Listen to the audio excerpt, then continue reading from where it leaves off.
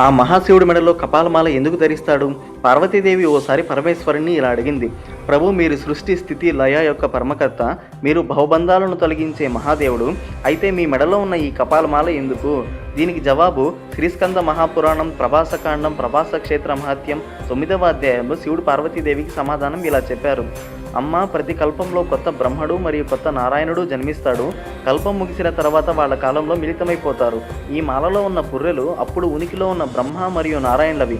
ఈ మాల వేలాది నారాయణులు మరియు బ్రహ్మ తలలతో తయారైనవి. ఈ కపాలమాల సృష్టి స్థితి లయకి అర్థం.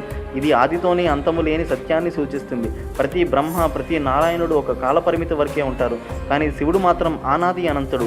ఆయనకి కాలం ప్రభావితం చేయదు. ఆయన స్థితి లయకు అధిపతి. శివతత్వం ఆనాది అనంతమైనది. ఈ కపాలమాల కాలచక్రాన్ని, జగత్తు మార్పును, శివుని మహిమాన్వితమైన రూపాన్ని సూచిస్తుంది. అందుకే శివుడు కపాలమాల ధరిస్తాడు. కాలం కంటే అతీతుడుగా నిలుస్తాడు.